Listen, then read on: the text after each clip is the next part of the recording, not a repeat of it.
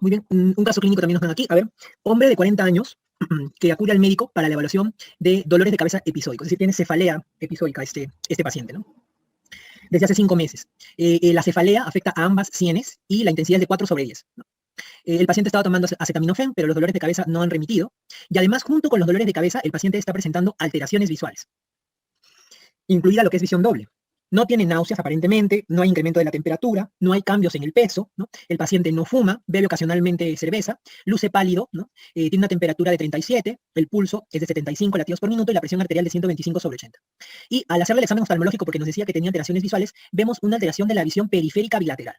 Entonces, como le encuentran este hallazgo en el cual hay una alteración de los campos visuales, se le hace una resonancia magnética, un encéfalo, ¿no? Y encuentran una masa intracelular. Cuando ustedes vean intracelular, hace referencia a la región de la silla turca.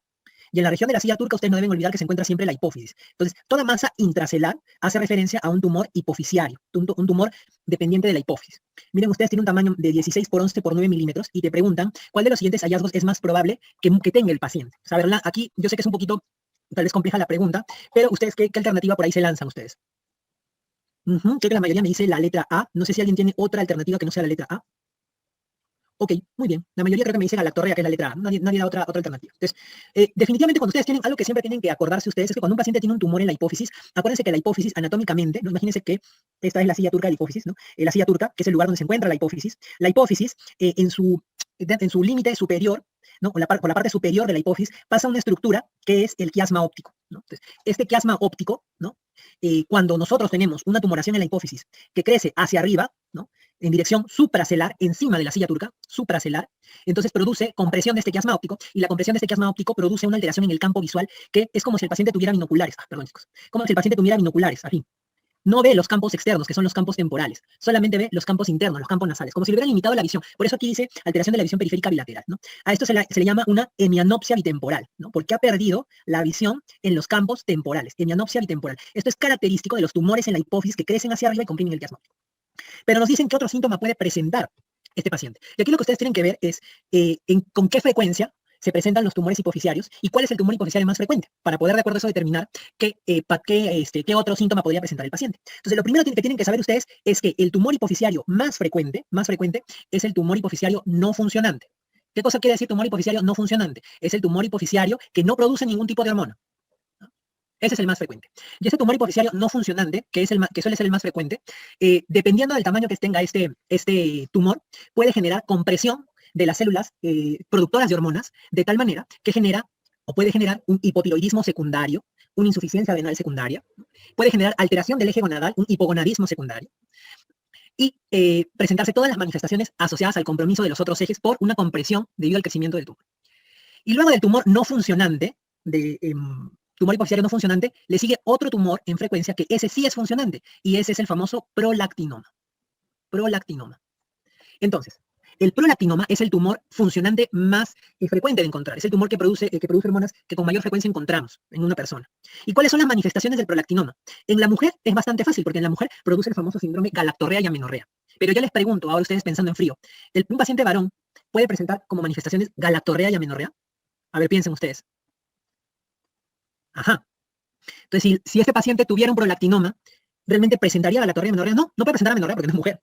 Y galactorrea es muy infrecuente que un paciente con un prolactinoma presente galactorrea. Entonces yo les pregunto a ustedes, ¿qué síntomas presenta el prolactinoma o da el prolactinoma en un varón? La hiperprolactinemia, el exceso de prolactina. ¿Qué síntomas da en un varón? Sí, podría dar ginecomastia en algunos casos, como me dicen, pero ¿qué otra cosa? Algo más importante. Afecta la función gonadal del paciente varón, ¿no? Entonces, el paciente que tiene disfunción eréctil, tiene impotencia, tiene disminución de la libido, ¿no? Entonces, aquí la respuesta correcta, chicos, es disfunción eréctil. O sea, si ustedes en cierta manera, sí han razonado bien y han pensado, hay un tumor, probablemente esté asociado a una hiperprolactinemia este tumor, pero al momento de dar la manifestación clínica, ahí han fallado un poquito, porque la galactorrea no es una manifestación frecuente en el varón que tiene una hiperprolactinemia, sino más bien el compromiso de la función gonadal que se manifiesta con lo que les he mencionado, disminución de la libido, disfunción eréctil. Acuérdense ustedes que la hipófisis, ya lo habíamos mencionado en la lámina anterior, se encuentra sobre una estructura que es esta de aquí, que es la silla turca del hueso esfenoides. Ahí se encuentra la hipófisis, que está en la famosa región celar, la región de la silla turca. La hipófisis tiene dos partes, la adenohipófisis, que es verdaderamente un tejido glandular, tiene células que secretan hormonas, y la neurohipófisis, que lo que tiene básicamente son estos. Tiene los terminales axónicos de neuronas que se originan en el hipotálamo. ¿En dónde? En los núcleos supraópticos y paraventriculares del hipotálamo. Esta hipófisis está en estrecha relación con el hipotálamo y se conecta a través de ella, a través de una estructura que se llama el infundíbulo hipofisiario, ¿no? Y en la parte superior, como les mostraba, encima de la hipófisis tenemos esta estructura, que es el quiasma óptico, que cuando hay alguna tumoración que crece hacia arriba, comprime este quiasma óptico y produce la famosa hemianopsia bitemporal que tenía nuestro paciente del caso clínico, como si tuviera binoculares. Las hormonas que produce la hipófisis entonces van a depender si estamos hablando de la adenohipófisis o de la neurohipófisis. La adenohipófisis sí produce hormonas hipofisiarias porque tiene tejido glandular para producir hormonas hipofisiarias. ¿Cuáles son esas hormonas? TSH, hormona estimulante de la tiroides, estimula la secreción de hormonas tiroideas. GH, que es la hormona de crecimiento, que estimula el crecimiento y la diferenciación. FSH y LH, que son las denominadas hormonas gonadotrofinas, que van a estimular a las gónadas, al testículo y a los ovarios, a la secreción de esteroides sexuales y la función reproductora. La ACTH, que estimula a la corteza adrenal a la secreción de cortisol, ¿no? Y la prolactina, que estimula a la mama al desarrollo desde esta y a la producción de la leche durante la gestación y la lactancia. En cambio, la neurohipófisis no produce hormonas, sino la neurohipófisis almacena hormonas. Porque acuérdense que la neurohipófisis no tiene tejido glandular, más bien la neurohipófisis tiene los terminales axonales de neuronas que se encuentran en el hipotálamo. Precisamente a este nivel, en los núcleos supraóptico y paraventriculares, se forman las hormonas que almacenan la neurohipófisis. ¿Cuáles son? ADH, o también llamada vasopresina, o hormona antidiurética, cuya función es estimular la reabsorción renal de agua, y la oxitocina, cuya función es estimular la contracción uterina y de las células mioepiteliales de la mama para la eyección de la leche. Entonces, vean la diferencia entre adenihipófisis, que produce hormonas, porque sí tiene tejido glandular, y la neurohipófisis, que simplemente almacena las hormonas que se producen allá en los núcleos supraópticos y paraventriculares del hipotálamo. ¿Cómo se hace la regulación de la hormona de crecimiento? En el caso de la hormona de crecimiento, el hipotálamo produce una hormona que es la GHRH. Esta hormona GHRH estimula a la adenihipófisis para que se forme hormona de crecimiento, y la hormona de crecimiento puede actuar directamente sobre el tejido óseo y los tejidos para estimular el crecimiento, o la GH puede ir hacia el hígado para que éste forme una hormona que es la IGF-1, factor de crecimiento similar a la insulina tipo 1, y esta IGF-1 también estimular el crecimiento. O sea, por ambas partes puede funcionar la hormona de crecimiento, directamente sobre el hueso o a través de la IGF-1 que se produce en el hígado, ¿no? Una vez que hayan suficientes concentraciones de IGF-1, como en todos los ejes hipofisiarios hipotalámicos, la IGF-1 en concentraciones adecuadas inhibe la secreción de GHRH y de GH. En el caso de la prolactina, ustedes han visto que en los ejes anteriores siempre les decía, hay una hormona hipotalámica que estimula a la hipófisis. En este caso, la prolactina no tiene una hormona estimulante, sino tiene una hormona inhibitoria, que es la dopamina. La dopamina es esta sustancia que se fabrica en el hipotálamo y que lo que va a hacer no es estimular la secreción de prolactina, sino inhibir la secreción de prolactina por la adenohipófisis. Y ustedes dirán, doctor, entonces, ¿qué estimula la secreción de prolactina? Ajá, el principal estímulo de la secreción de prolactina va a ser, ¿qué cosa? La succión del pezón por el lactante, ¿no? Por eso es que ustedes han visto que a la mamá le dicen que su niño le lacte, le succione para que usted empiece a producir leche, porque ese es el principal estímulo para la secreción de prolactina.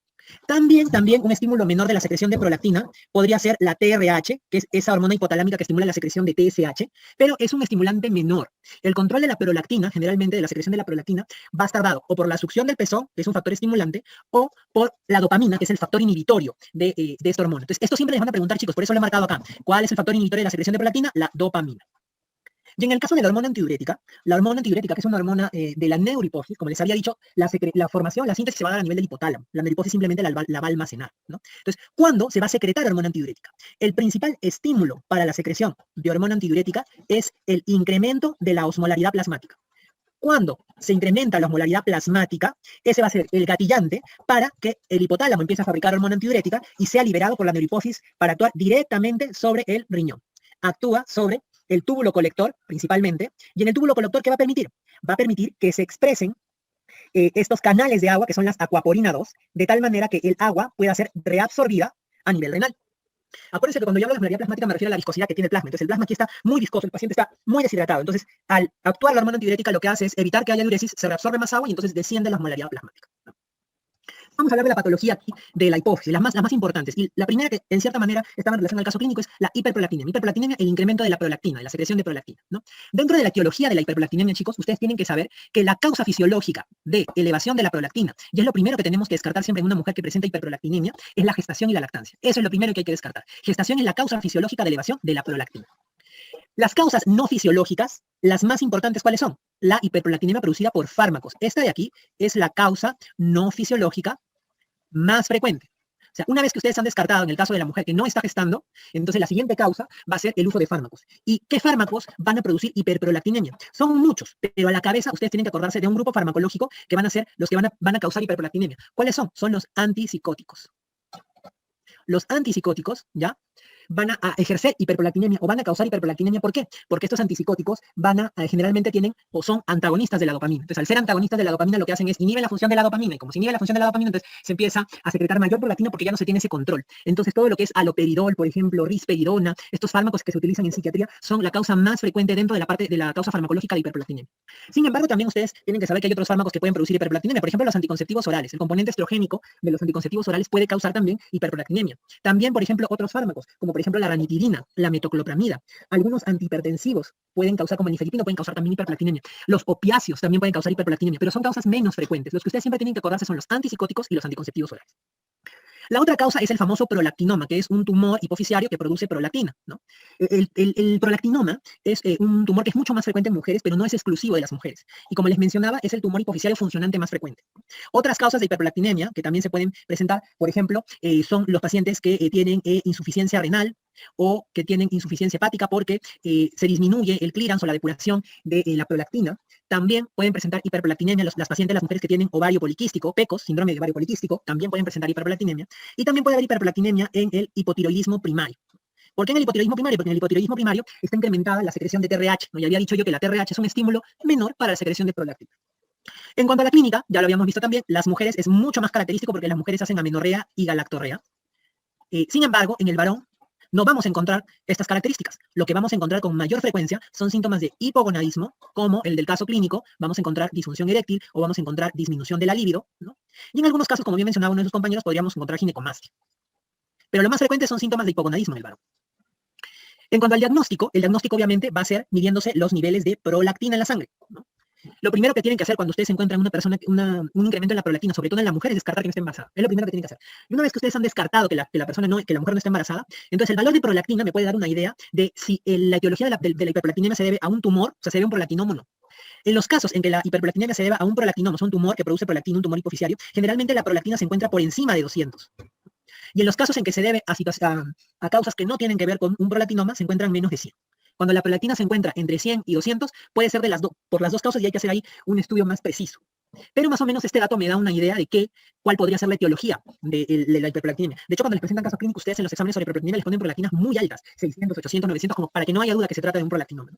Y en cuanto al tratamiento, y eso también está marcado, el tratamiento de la hiperprolactinemia se va a dar a través del uso de agonistas dopaminérgicos, o sea, algo que se le parezca a la dopamina, y de tal manera disminuya la secreción de prolactina. ¿Cuáles son estos agonistas dopaminérgicos? Tienen ustedes la bromocriptina y tienen ustedes la cabergolina.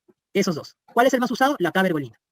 Ahora, este tratamiento es para todos los tipos de hiperprolactinemia. Sí, y ustedes me dirán, incluso doctor, en el prolactinoma, que es un tumor, ¿no se opera el prolactinoma? No, se ha visto que en estos pacientes, y de hecho es la única patología tumoral de la hipófisis, que tú le das tratamiento médico con agonistas dopaminérgicos y el tamaño del tumor disminuye incluso. No solo se controla la secreción de prolactina, sino también disminuye el tamaño del tumor. Entonces, incluso en el prolactinoma, el tratamiento de esta patología es médico, con agonistas dopaminérgicos. Entonces, eso no se vayan a olvidar porque también preguntan y por ahí a veces caen y marcan cirugía, y es agonistas dopaminérgicos.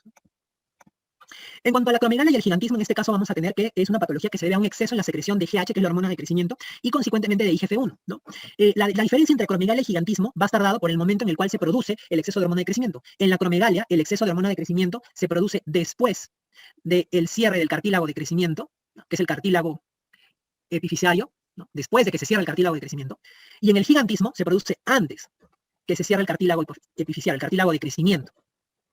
Entonces, ustedes van a ver acá las dos imágenes, el gigante crece hacia arriba en altura porque todavía no se ha cerrado el cartílago de crecimiento, entonces crece a lo alto, y en cambio el acromegálico, vean ustedes esta mujer, esta es su foto sin acromegalia, y vean cómo con el paso de los años se deforma la fascia de la paciente, crece en las manos porque el hueso crece más a lo ancho, ya no crece en altura, sino crece a lo ancho porque ya se cerró el cartílago de crecimiento en esta paciente. Entonces vean la diferencia entre gigantismo y acromegalia. En cuanto a la etiología, la mayor parte de los casos de acromegalia se deben a un tumor hipoficiario productor de hormona de crecimiento. Raramente hay producción ectópica de hormona de crecimiento, pero siempre es una tumoración la que produce el exceso de hormona de crecimiento. ¿Cuál es la clínica de la acromegalia y el gigantismo? En el gigantismo vamos a tener un paciente que tiene una altura realmente alta en comparación con sus familiares, ¿no? Y en la acromegalia, que es lo que ustedes van a encontrar con mayor frecuencia, y esto es lo que ustedes tienen que acordarse, en la acromegalia lo que vamos a tener es un paciente que va a tener una fascia tosca. Vean ustedes cómo de esta fascia fina que tenía la paciente empieza a haber una fascia más tosca, donde hay prominencia de las estructuras óseas. Vamos a tener un arco ciliar, miren ustedes, más prominente. Vamos a tener prognatismo, miren el incremento en tamaño en la mandíbula. Vamos a tener que esta paciente tiene la nariz, la boca, probablemente si le pedimos que saque la lengua también va a ser grande, todas estas estructuras, las orejas van a ser grandes, miren, aquí se aprecia un poco mejor las orejas grandes de la paciente, entonces la paciente va a empezar a tener una fascia más tosca por el crecimiento y ensanchamiento de los huesos. Y además, juntamente con la fascia tosca, vamos a encontrar el engrosamiento, ¿no? El aumento de volumen en el tamaño, el volumen de los pies y las manos, ¿no? Va a tener manos y pies grandes el paciente con acromegalia. Además, pueden haber otras comorbilidades asociadas, como por ejemplo hipertensión, diabetes. También vamos a poder encontrar en estos pacientes dislipidemia, ¿no? Que son comorbilidades asociadas a la acromegalia. En cuanto al diagnóstico, el diagnóstico se hace midiendo los niveles, primero, de IGF-1. No se miden los niveles de hormona de crecimiento porque son muy variables. Se miden los niveles de IGF-1 y estos niveles de IGF-1 van a estar incrementados para la edad y el sexo del paciente. Y una vez que ustedes han detectado que los niveles de IGF-1 están incrementados en este paciente, hacen un test de confirmación, que este test de confirmación es un test de tolerancia, así como el que se hace para diabetes, igualito, el test de tolerancia, pero en vez de dosar glucosa solamente, le voy a dosar, aparte de la glucosa, hormona de crecimiento. ¿Qué pasa con la hormona de crecimiento? La hormona de crecimiento es una hormona cuya función va a ser incrementar los niveles de glucosa en la sangre. Entonces, en condiciones normales, si tú a una persona le das glucosa y suben los niveles de glucosa en la sangre, la hormona de crecimiento tendría que bajar. ¿Qué pasa en estos pacientes con acromegalia? Yo le doy la glucosa, el azúcar, y aún así los niveles de hormona de crecimiento se mantienen altos durante el test de tolerancia. Y de esa manera se confirma la acromegalia. El tratamiento, como es un tumor, entonces obviamente va a ser ligado a básicamente la cirugía del tumor hipoficiario. La otra patología es la patología de la hormona antidiurética. En este caso tenemos la diabetes insípida y el CIJAT. En la diabetes insípida vamos a encontrar un déficit en la secreción de hormona antidiurética o una resistencia a su acción. Por ahí cuando yo hablé de diabetes mellitus, alguien me preguntaba, doctor, la diabetes insípida no tiene nada que ver con la diabetes mellitus, donde el problema ahí era la insulina. Acá en la diabetes insípida lo que hay es problema con la hormona antidiurética. Las dos se llaman diabetes porque la diabetes hace referencia a un incremento en el flujo urinario. La mellitus es mellitus porque la orina es dulce y la insípida es insípida porque aquí no hay problema con el tema de glucosa, ¿no? Esa es la diferencia entre los nombres, ¿no? En cuanto a la etiología de la diabetes insípida, ustedes van a tener que la diabetes insípida puede ser central o nefrogénica. Central va a deberse cuando hay cualquier alteración a nivel hipotalámico hipoficiario, valga decir, por ejemplo, algún tumor, algún traumatismo encefalocraniano, alguna cirugía, que compromete, ¿qué cosa? La secreción de hormona antidiurética. Entonces, estos pacientes tienen una disminución en la secreción de hormona antidiurética. ADH es hormona antidiurética. En cambio, en la nefrogénica, el problema no está arriba, no es en la formación de hormona antidiurética, sino aquí el problema está en que hay una resistencia a la acción de la hormona antidiurética. Generalmente esto se debe a problemas o al uso de fármacos, como por ejemplo litio, o alteraciones metabólicas, como por ejemplo la hipercalcemia, que se asocia a una resistencia renal a la hormona antidiurética. Es mucho más frecuente la diabetes insípida de origen central. ¿Cuál es la fisiopatología en la diabetes insípida? Como no hay hormona antidiurética, o esta no puede actuar bien, lo primero que va a haber es poliuria. ¿Por qué? Porque no se reabsorbe de manera adecuada el agua, entonces se elimina grandes cantidades de orina, el paciente orina bastante, entonces tiene poliuria, y eso causa que la orina de ese paciente se diluya. Entonces, esa dilución de la orina del paciente, ustedes lo evidencian por una disminución de la osmolaridad urinaria. ¿Por qué? Porque el paciente orina más cantidad de agua que de solutos, entonces se disminuye la osmolaridad de la orina. Como el paciente orina mucho, entonces, ¿qué es lo que pasa? El paciente se empieza a deshidratar y al deshidratarse aumenta la osmolaridad plasmática, porque el paciente se está deshidratando. Dentro de la osmolaridad plasmática, el componente más importante en realidad de la osmolaridad plasmática es el sodio. Entonces, estos pacientes, junto con el incremento en la osmolaridad plasmática, vamos a encontrar que van a tener incremento en los niveles de sodio sérico. Entonces, este incremento en la osmolaridad plasmática, en los niveles de sodio sérico, va a hacer que el paciente tenga, por un reflejo, incrementar la sensación de sed, de ingerir líquido, y se va a producir la polidipsia. Vean ustedes que aquí primero es la poliuria y luego es la polidipsia, característico de la diabetes insípida. ¿Cómo se hace el diagnóstico de diabetes insípida? El diagnóstico general de la diabetes insípida, ustedes lo van a encontrar por la asociación de osmolaridad urinaria baja con osmolaridad plasmática alta con hipernatremia. Eso va a ser la característica laboratorial que van a encontrar en la diabetes insípida en un paciente que tiene poliuria y polidipsia. Pero hay una patología que también cursa con poliuria y polidipsia, aparte de la diabetes mellitus, porque eso fácilmente le tienes la glucosa y sacas que es una diabetes mellitus. Pero hay una patología que es la polidipsia primaria. ¿Qué cosa es la polidipsia primaria? Es cuando el paciente tiene una compulsión por tomar agua. En este caso, primero es la polidipsia y luego es la poliuria. ¿Cómo haces el diagnóstico diferencial? ¿Cómo diferencias si se trata de una diabetes insípida o una polidipsia primaria? Hospitalizas al paciente y le haces un test de restricción hídrica. O sea, le quitas el agua al paciente. Si tú le quitas el agua al paciente que tiene polidipsia primaria, el paciente deja de tener poliuria y mejoran todos sus parámetros laboratoriales. En cambio, el paciente que tiene diabetes insípida, como su problema no es el que tome mucha agua, sino que no tiene hormona antidiurética, el paciente con diabetes insípida sigue orinando. Entonces, este me permite hacer el diagnóstico diferencial entre una polidipsia primaria y una diabetes insípida. ¿Y cómo yo diferencio entre una diabetes insípida central y una nefrogénica? Tengo dos opciones. La primera, doso hormona antidiurética. En la diabetes insípida central, la hormona antidiurética estará baja, indetectable, porque no sintetiza hormona antidiurética. En cambio, en la nefrogénica va a estar alta. ¿Por qué? Porque este sí tiene hormona antidiurética, sino que hay resistencia a la hormona antidiurética. Por eso se eleva la hormona antidiurética para compensar. Y la segunda opción que yo tengo es darle a mi paciente o hacer una prueba terapéutica dándole a mi paciente hormona antidiurética. ¿Y cuál es la hormona antidiurética sintética que nosotros tenemos? La desmopresina. Entonces, yo le doy a mi paciente, generalmente la desmopresina se aplica luego de hacer un test de restricción hídrica para primero descartar la polidipsia primaria. Entonces, yo le doy desmopresina a mi paciente, la desmopresina se aplica de forma intranasal con unos puffs, y voy a hacer el diferencial. ¿Cómo? En el caso del central, le estoy dando lo que le falta. Entonces, ¿qué pasa? Mi paciente deja de orinar, deja de tener poliuria y la osmolaridad urinaria empieza a incrementarse, porque mi paciente ya no tiene poliuria. En cambio, en el periférico, yo le doy la desmopresina, lo que le falta, pero ese no es su problema, él ya tiene hormona antidiurética de sobra. Lo que pasa es que no puede actuar bien. Entonces, en él se mantiene la osmolaridad urinaria baja, sigue estando baja. Y así hago yo mi diagnóstico diferencial, si es central o nefrogénico. Pero acuérdense que siempre el más frecuente es el central. El tratamiento, en el central, darle lo que le falta, la desmopresina, y en el periférico, en el nefrogénico, tratar la causa. ¿Por qué está habiendo esa diabetes insípida periférica? Lo contrario a la diabetes insípida es el CIJAD. En este caso no hay una disminución de la secreción o acción de la hormona antidiurética, sino que hay una secreción excesiva de hormona antidiurética. En este caso, la etiología puede ser central, cuando el problema está a nivel hipotalámico hipoficiario. Nuevamente aquí están los pacientes que tienen algún tipo de tumoración, cirugía, o pacientes que han tenido traumatismos encefalocranianos, ¿no? Donde se estimula la secreción de hormona antidiurética. Una segunda causa es la producción ectópica de hormona antidiurética, donde es más frecuente con el carcinoma pulmonar de células pequeñas. Ese carcinoma celular de células pequeñas es casi responsable de la mayor parte de síndromes paraneoplásicos endocrinos. Y en cuanto a fármacos, algunos fármacos también pueden generar un incremento en la secreción de hormona antidiurética, donde a la cabeza está la famosa carbamazepina, ¿no? Como en la fisiopatología, en este caso, viene a ser un poco lo contrario, ¿no? Hay un exceso de hormona antidiurética, entonces se reabsorbe más agua, y el paciente lo que va a tener en su orina es que la orina ya no va a ser diluida, sino va a ser concentrada. Entonces, este paciente lo que va a tener es un incremento en la osmolaridad urinaria. La orina va a estar más concentrada, ¿no? Estos pacientes, al reabsorber más agua, lo que vamos a encontrar es que el plasma ya no va a estar tan espeso, tan viscoso, sino el plasma se va a diluir por el exceso de agua que se está jalando. Entonces, en el plasma lo que vamos a tener es una disminución de la osmolaridad plasmática. Lo contrario a la diabetes insípida. Y dentro de la osmolaridad plasmática, el componente más importante les había dicho yo que es el sodio. En este caso, el sodio sérico va a estar disminuido. Y realmente este sodio sérico disminuido, es decir, la hiponatremia, es lo que va a marcar la clínica del paciente que tiene CIJAD. O sea, el CIJAD se va a sospechar generalmente en los pacientes por una hiponatremia que aparentemente no se encuentra la causa. Entonces empiezan a hacer el estudio y se dan cuenta que se trata de un CIJAD, ¿no? ¿Cómo se hace el diagnóstico de un CIJAD? El diagnóstico de un CIJAD se hace lo contrario a la diabetes insípida. Este paciente tiene, como les había dicho, casi el hallazgo principal es la hiponatremia. Ese es el hallazgo principal en el CIJAD. Es una hiponatremia, ¿de qué tipo? Hipoosmolar, porque hay una disminución de la osmolaridad plasmática. Una hiponatremia hipoosmolar. Y algo que caracteriza a esta hiponatremia del CIJAD es que es una hiponatremia hipoosmolar euvolémica. Eso quiere decir que a pesar que hay un incremento en la reabsorción de agua, no se produce un incremento en la volemia del paciente. No hay edemas, no hay un incremento en la volemia del paciente, es euvolémica, ¿no? Y esto principalmente se debe a que en el CIJAD la alteración principal está en cuanto a la reabsorción del agua y no va concomitantemente asociado con un incremento de sodio a nivel corporal. El sodio corporal total no está incrementado, no hay alteración a nivel del sodio corporal total. Por eso los pacientes con CIJAD tienen una hiponatremia hipoosmolar euvolémica. Pero antes de hacer el diagnóstico de CIJAD siempre hay que descartar otras dos causas endocrinas de hiponatremia, que son el hipotiroidismo, ¿no? Y la insuficiencia adrenal. Siempre hay que descartar esos dos antes de catalogar como un CIJAD. El tratamiento básicamente es restringir líquidos, ¿ya? Restricción hídrica, y en algunos casos se pueden utilizar antagonistas de la hormona antidiurética que son los bactanes. Pero realmente esto es muy poco frecuente. Generalmente lo que se hace es la restricción hídrica. Y obviamente es importantísimo tratar la hiponatremia, ¿no? Acuérdense que el manejo de la hiponatremia dependerá de qué tan severa sea y si la hiponatremia se manifiesta de forma aguda o crónica. Luego tenemos los tumores hipoficiarios. En este caso, en los tumores hipoficiarios vamos a ver que estos se van a clasificar de acuerdo a su tamaño y de acuerdo a la función, que es lo que hablamos en la primera lámina. De acuerdo a su tamaño, vamos a tener que pueden ser microadenomas o pueden ser macroadenomas. En el caso de los microadenomas, son tumores que tienen menos de 1 centímetro, y en el caso de los macroadenomas, tienen 1 centímetro o más.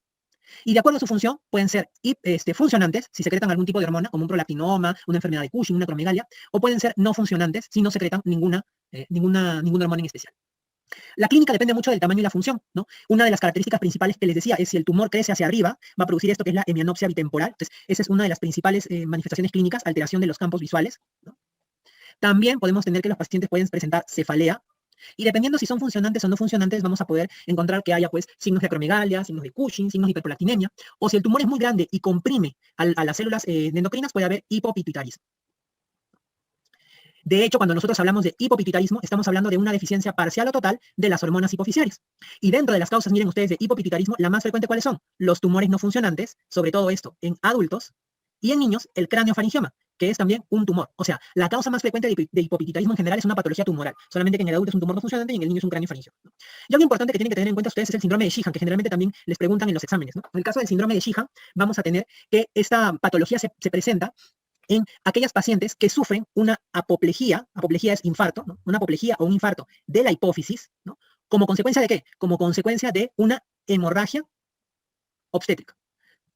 La paciente hace una hemorragia, digamos, no sé, una atonía uterina, o tiene una hemorragia por una placenta previa, ¿no? Entonces, hay una hemorragia bastante marcada y esto disminuye la circulación a nivel de la hipófisis, ¿no? Y eso hace que se pierda la circulación en la hipófisis se infarta y se produce un compromiso de la secreción hormonal y se produce el hipopituitarismo, ¿no? ¿Cuáles son las características que ustedes van a encontrar en el síndrome de Sjögren? Le van a poner el caso clínico de una paciente que tiene el antecedente de la hemorragia obstétrica y que luego de esta ha presentado como síntomas agalactia, o sea, no pudo producir leche, y luego de eso también amenorrea. La combinación de agalactia y amenorrea es muy sugestivo del síndrome de Sjögren. Pero no solamente van a encontrar agalactia y amenorrea, sino también van a encontrar síntomas de compromiso de otros ejes. Pueden haber síntomas de hipotiroidismo, síntomas de insuficiencia adrenal, síntomas de hipogonadismo en estas pacientes, ¿no? Entonces, si ustedes ven un caso clínico donde está la mujer que ha tenido la antecedente hemorragia obstétrica y empieza con síntomas de diferentes ejes, no produjo leche, amenorrea, hay que parar las antenas porque se trata probablemente de un síndrome de Sjögren, ¿no? En cuanto a la clínica del hipopituitarismo, obviamente va a depender de qué ejes o qué hormonas estén faltando. Obviamente, si falta, si hay compromiso del eje adrenal, va a haber insuficiencia adrenal con todos los síntomas que hemos mencionado. Si es del eje tiroideo, síntomas de hipotiroidismo. Si es del eje gonadal, síntomas de hipogonadismo. O sea, va a depender aquí la clínica de las hormonas afectadas. Depende de las hormonas afectadas de los ejes. Y el tratamiento, esto sí tienen que tenerlo en cuenta, que el tratamiento es un tratamiento secuencial, en donde el paciente tiene que recibir en orden las hormonas que le faltan. Generalmente, siempre, lo primero que se sustituye en un paciente que tiene síndrome de Sjögren van a ser primero los glucocorticoides. Siempre, primero son los glucocorticoides. Luego le voy a dar la levotiroxina y finalmente le voy a dar los esteroides sexuales. Este orden es importante porque si ustedes le dan primero esteroides sexuales o le dan levotiroxina, esto puede acelerar el metabolismo de los glucocorticoides. Entonces, imagínense que esa paciente tiene un poquitito de cortisol. Ustedes le dan levotiroxina o esteroides sexuales primero, aceleran la depuración de ese cortisol y desencadenan una crisis adrenal. Por eso siempre me aseguro y le doy primero los glucocorticoides, luego la levotiroxina y luego los esteroides sexuales, ¿no? A ver, chicos, ayúdenme aquí. Clínica de la hiperplatinemia en mujeres. ¿Qué da la hiperplatinemia en mujeres en clínica? Exacto. La clínica básicamente es amenorrea más galactorrea. Ajá. Causa no fisiológica de hiperplatinemia más frecuente, no fisiológica. ¿Cuál es la causa no fisiológica más importante? Exacto, la causa no fisiológica más importante van a ser los fármacos, farmacológica. Ajá. Siguiente, tratamiento del prolactinoma. ¿Se opera el prolactinoma o qué se da? Exacto, el tratamiento es médico y se dan los famosos agonistas dopaminérgicos, ¿no? La cabergolina, la bromocriptina. Muy bien, el siguiente. Diagnóstico de acromegalia, ¿verdad? No, fenotipo de la acromegalia, perdón, fenotipo de la acromegalia. ¿Cuál es el fenotipo de los pacientes con acromegalia? Ajá, vamos a encontrar que estos pacientes tienen la fascia tosca y además, ¿qué más? El agrandamiento de las manos y de los pies. Aumento de pies y manos. Ajá. Siguiente pregunta. Diagnóstico general de la diabetes insípida. ¿Cómo diagnostican ustedes una diabetes insípida? Son 3 parámetros, acuérdense ustedes. Vamos a evaluar en la diabetes insípida. ¿Qué cosa vamos a encontrar? Vamos a encontrar osmolaridad urinaria baja. ¿Qué más? Vamos a encontrar osmolaridad plasmática alta y vamos a encontrar hipernatremia. Muy bien, la siguiente. ¿Qué es el síndrome de Sjögren? Síndrome de Sjögren, ¿qué cosa es? ¿A qué se llama síndrome de Sjögren?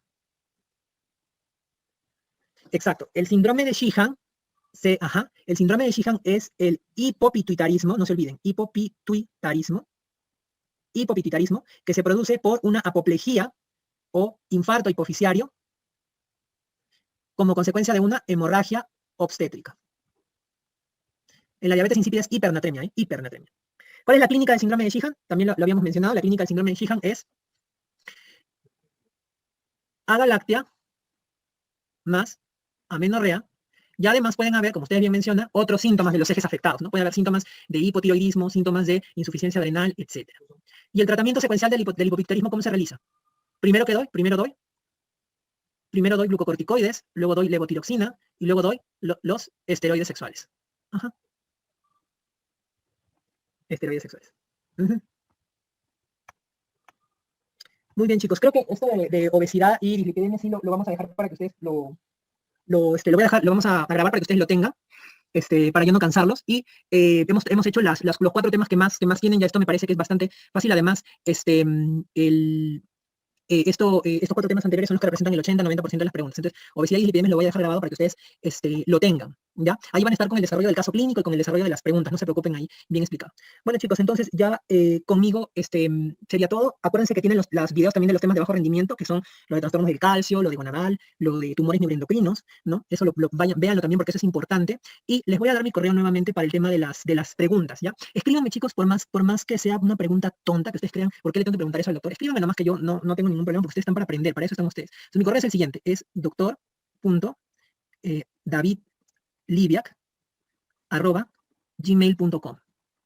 Entonces, si tienen una pregunta respecto a esta teoría o a los grabados, los videos grabados, entonces no se olviden en preguntarme. Sí, chicos, no sé, sí, doctor.davidliviak@gmail.com. Ajá, exacto. Como les digo, chicos, pregúntenme aunque sea lo más mínimo, aunque sea lo que le parezca más tonto, porque realmente así se aprende. Entonces, mándenme nomás sus preguntas y yo les voy a responder. Sorry por haberme extendido 1 hora y media, chicos, pero realmente cuando hablo de endocrino es como que muy apasionante. Entonces, cuídense, que tengan un buen inicio de semana mañana y nos vemos pronto, ¿eh? Cuídense.